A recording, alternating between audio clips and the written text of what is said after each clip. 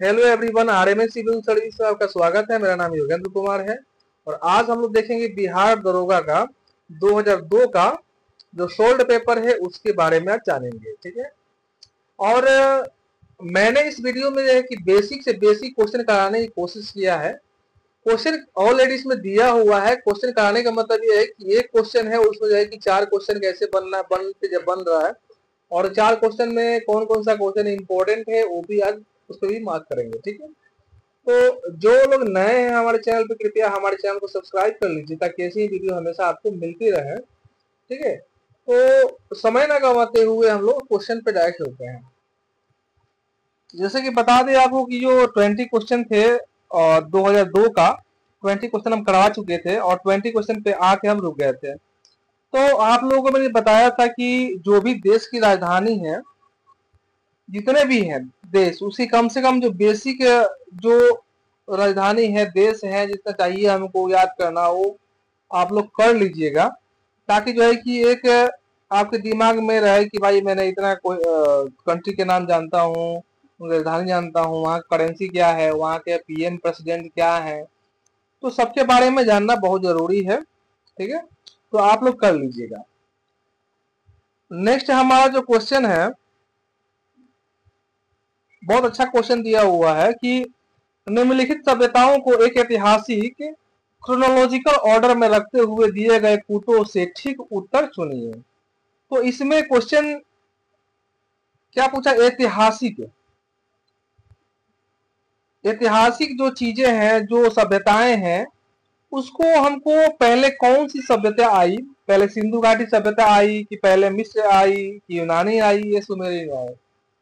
चारों सभ्यता यहाँ है, दिया हुआ है, 4 सभ्यता ही है। तो चारों सभ्यताओं में से कौन सी सभ्यता सबसे पहले आई? तो पहले देखेंगे हम लोग, पहले की सभ्यता थी मिस्र की सभ्यता। ठीक है। उसके बाद सुमेरियन यानी मेसोपोटामिया की सभ्यता, तीसरा आपका जो है कि सिंधु घाटी सभ्यता और चौथा जो है कि यूनानी सभ्यता। तो ये बेसिक इंफॉर्मेशन है, बेसिक चीजें हैं जो हमेशा सभी लोगों को याद रखना चाहिए। और बात कहीं भी करते हैं तो कोई पूछ सकता है कि कौन सी सभ्यता आई बताइए, तो आपको जब याद रहेगा तभी तो उसको डील कर पाएंगे। तो इसलिए बेसिक से बेसिक चीजें आपको, जैसी एनसीईआरटी, कोई भी टीचर रिकमेंड करता है कि आप पहले बेसिक चीजें पढ़िए, उसके बाद जो है कि जो ट्रेडिशनल बुकें हैं वो पढ़ा जाए। तो बुक जो बोलते हैं एनसीईआरटी पढ़ने के लिए इसलिए बोलते हैं ताकि आपकी बेसिक जो कॉन्सेप्ट है वो क्लियर हो जाए। ठीक है। तो इसका जो एक्सप्लेनेशन दे रखा है कि विश्व की सबसे प्राचीन जो सभ्यता है वो मिस्र की सभ्यता है। उनका जो समय है, सॉरी, जो मिस्र की सभ्यता का जो समय है वो 2100 ईसा पूर्व के आसपास माना जाता है। इसके उपरांत मेसोपोटामिया या सुमेरियन की सभ्यता है जिसका समय है 3000 ईसा पूर्व। उसके बाद जो है आता है कौन सा? सिंधु घाटी सभ्यता।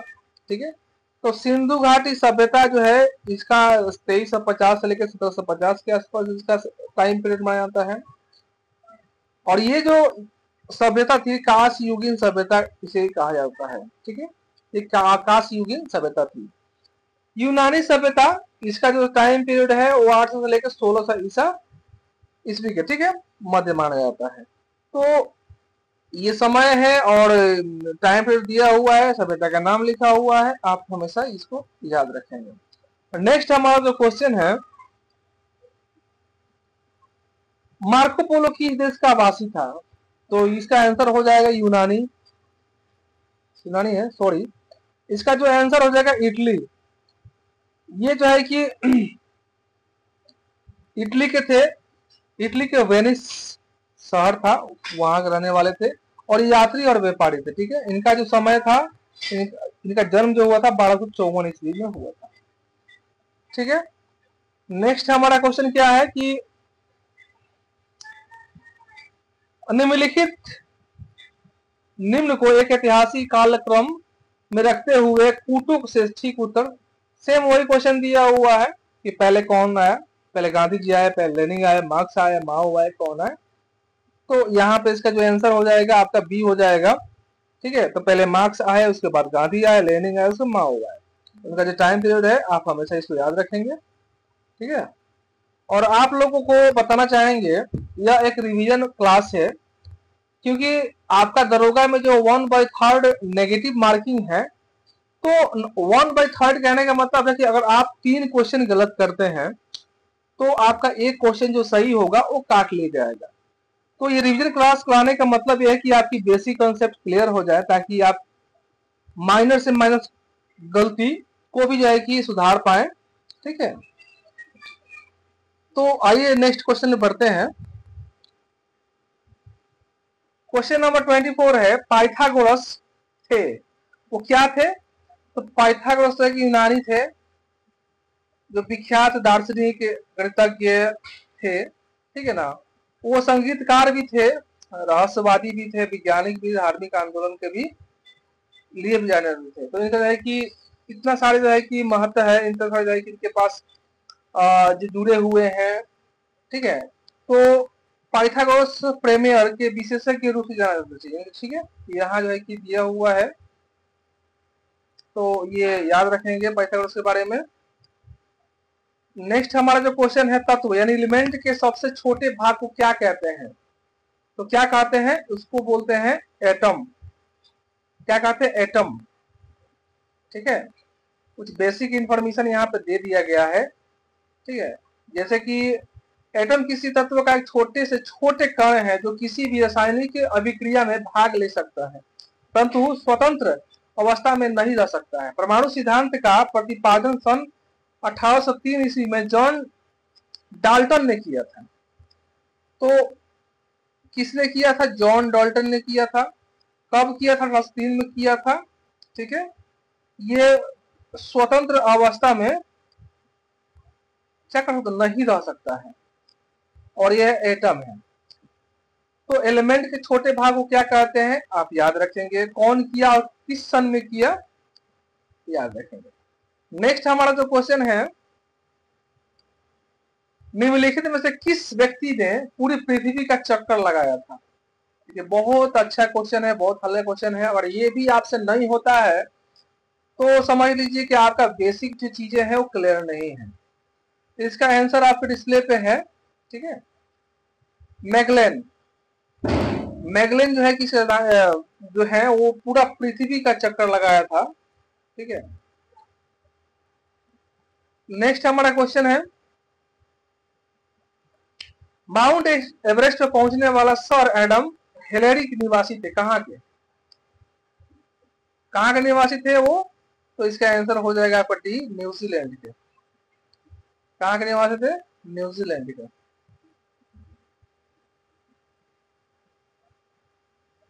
एडमंड हिलेरी न्यूजीलैंड के ऑकलैंड शहर के निवासी थे। ठीक है, विश्व में प्रथम पहुंचने वाले व्यक्ति थे।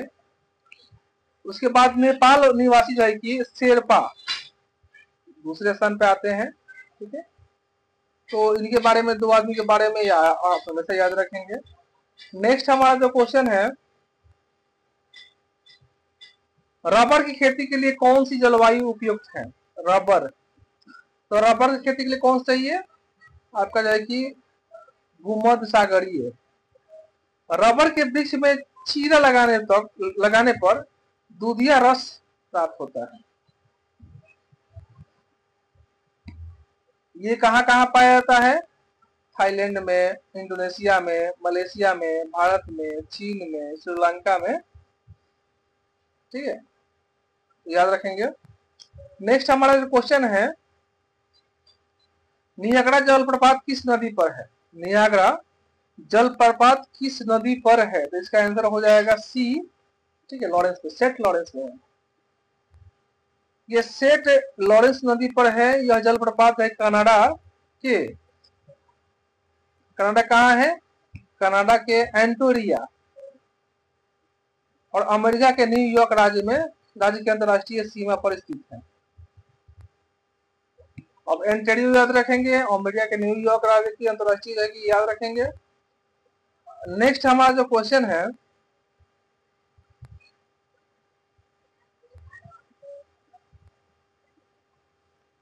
पेनिसिलिन का आविष्कार किसने किया था? पेनिसिलिन, तो इसका आंसर आपका हो जाएगा ए नंबर, ए फ्लेमिंग। ठीक है, ए फ्लेमिंग है। तो इनके बारे में कुछ बेसिक इंफॉर्मेशन यहाँ पे दिया हुआ है, आप लोग याद रखेंगे। लिखा है कि जावर की खाने किस खनिज के लिए प्रसिद्ध है? तो किसके लिए है भैया? जस्ता के लिए है। अब जस्ता कहाँ कहाँ पाया जाता है? ठीक है, याद रखें कहाँ कहाँ पाया जाता है। तो पहले तो आपको सर्वाधिक भंडार जो है राजस्थान में मिलता है, भीलवाड़ा, राज राज है कि समंद, उसके बाद है कि उदयपुर, ये जो उत्पादन केंद्र है किसका? जस्ता का, याद रखेंगे। नेक्स्ट हमारा क्वेश्चन है, निम्नलिखित में से किस राज्य में जनगणना 2001 के अनुसार नगरीय जनसंख्या का प्रतिशत सबसे अधिक है? तो सबसे अधिक किसका है? डी, तमिलनाडु का। 2001 के जनगणना के अनुसार जनसंख्या प्रति वर्ष सबसे अधिक था तमिलनाडु का। ठीक है, और 11 के अनुसार सर्वाधिक नगरीय जनसंख्या गोवा का है। दो चीज याद रखेंगे, तमिलनाडु और गोवा। नेक्स्ट हमारा क्वेश्चन है, भारत में सबसे अधिक मछली किस राज्य में पकड़ी जाती है? तो कौन सा राज्य है भैया? तो इसका आंसर हो जाएगा आपका पश्चिम बंगाल। 2000 से लेकर 2001 के अनुसार पश्चिम बंगाल में सबसे अधिक मछली का उत्पादन हुआ है, तो आप याद रखेंगे। और 2019 में 2019 में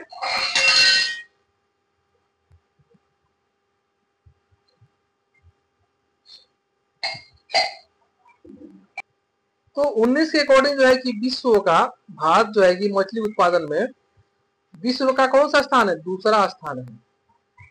भारत मछली उत्पादन में विश्व का दूसरा सबसे बड़ा देश बन गया है। पहला कौन सा है? तो चीन है। तो याद रखेंगे पश्चिम बंगाल जो है कि सबसे ज्यादा मछली उत्पादन करता है, और विश्व में देखा जाए तो दूसरा स्थान पे भारत है और पहला स्थान पे चाइना है। ठीक है, आया समझ में आप लोगों को? नेक्स्ट क्वेश्चन है, अब देखिए राजमार्ग नंबर 8 निम्न में से किन किन नगरों को जोड़ता है? तो कौन कौन सा नगर है जो राजमार्ग 8 से जोड़ता है? इसका आंसर हो जाएगा सी, दिल्ली और मुंबई। तो NH8 जो है भारत एक राष्ट्रीय राजमार्ग है जो भारत की राजधानी नई दिल्ली को भारत की द्वितीय राजधानी मुंबई से जोड़ता है। भारत की राजधानी कहाँ है और कहाँ जोड़ता है? मुंबई से जोड़ता है। इसकी जो लंबाई है 1428 किलोमीटर है, 1428 किलोमीटर है।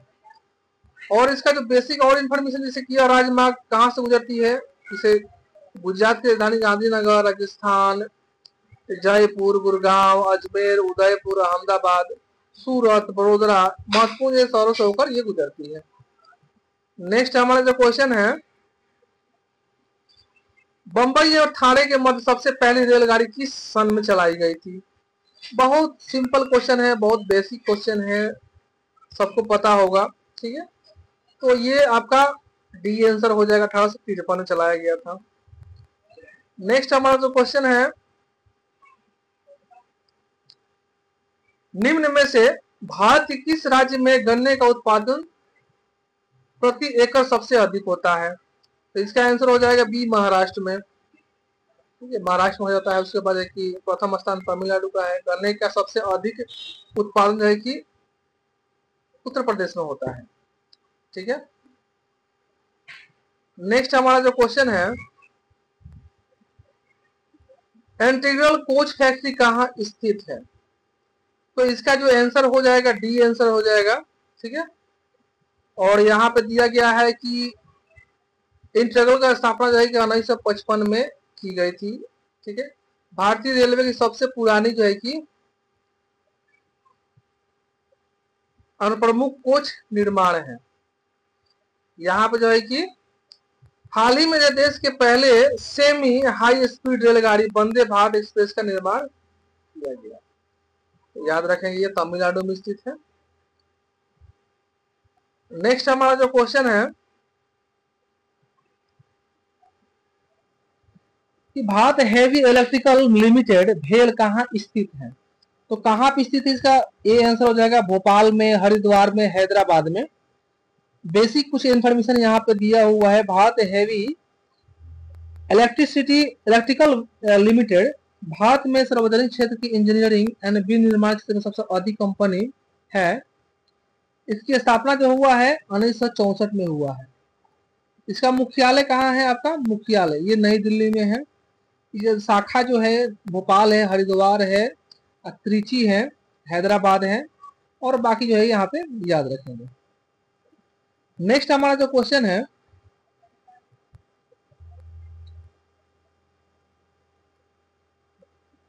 निम्नलिखित में से भारत के किस राज्य में सबसे अधिक कोयला निकाला जाता है? तो कोयला का जो उत्पादन, जो कोयला का निकाला जाता है वो आपका झारखंड से है। ठीक है, तो झारखंड के बारे में कुछ यहाँ बेसिक इंफॉर्मेशन दिया हुआ। झारखंड राज्य कोयला उत्पादन में अग्रणीय था। प्रायद्वीपीय भारत में पुराने गोंडवाना सेल समूह है। पूर्वोत्तर क्षेत्र के नए टर्सरी सेल जाएगी है। कोयला सबसे ज्यादा यहीं से निकलता है। और है कि झारखंड के अलवारा कोयला छत्तीसगढ़ उड़ीसा में भी पर्याप्त मात्रा में है कि सचित भंडार है। ठीक है, यहाँ पे दिया हुआ है कि वर्तमान में कोयला उत्पादन में प्रथम 3 राज्य क्रमशः झारखंड, उड़ीसा और छत्तीसगढ़ है। झारखंड, उड़ीसा और छत्तीसगढ़ है। ठीक है, और इसका जो है कि 2021 से लेकर 22 में कोयला उत्पादन कितना रहा है? 778.19 मिलियन टन इसका रहा उत्पादन। ठीक है, नेक्स्ट हमारा जो क्वेश्चन है, निम्नलिखित में से किस नदी घाटी में कोयला नहीं पाया जाता है? तो कोयला कहाँ नहीं पाया जाता है? तो आपका आंसर हो जाएगा ये बी नंबर, सतलज में। ठीक है, कोयला औद्योगिक ईंधन के साथ साथ विभिन्न उद्योगों के लिए कच्चे माल का स्रोत है। देश में प्राचीन काल में कि गोंडवाना सेल के कुल कोयले का 98% जो है कि भाग पाया जाता है। शेष 2% जो है कि तृतीय और टर्सरी पुरानी यूनानी चट्टानों में मिलता है, टर्सरी युगीन चट्टानों में मिलता है। प्रायद्वीपीय भारत की नदी घाटियों कोयला प्राप्ति के लिए प्रमुख स्थल है, जिनमें दामोदर नदी घाटी, सोन, महानदी घाटी, ब्रह्मपुत्र घाटी और वर्धा गोदावरी। ठीक है, तो ये चीजें आप लोग याद रखेंगे। और इसका इसी के साथ जो है कि क्लास की समाप्ति होती है। और शॉर्ट फॉर्म में इसलिए बना रहे हैं वीडियो ताकि आपको आसानी से चीजें जो है कि समझ में आए और जल्दी से आप कर पाए। तो जो लोग हमारे चैनल पर नए हैं कृपया हमारे चैनल को सब्सक्राइब कर ले, ताकि ऐसे ही वीडियो आपको हमेशा मिलते रहें। और कमेंट, लाइक, शेयर जरूर करें। ठीक है, ताकि हमें मोटिवेशन मिले ऐसा वीडियो बनाने के लिए। और जब आप यहाँ तक पहुँच गए हैं तो मुझे उम्मीद है कि आप पूरा वीडियो देख चुके हैं। इसके लिए आपको थैंक यू। मिलते हैं नेक्स्ट वीडियो में।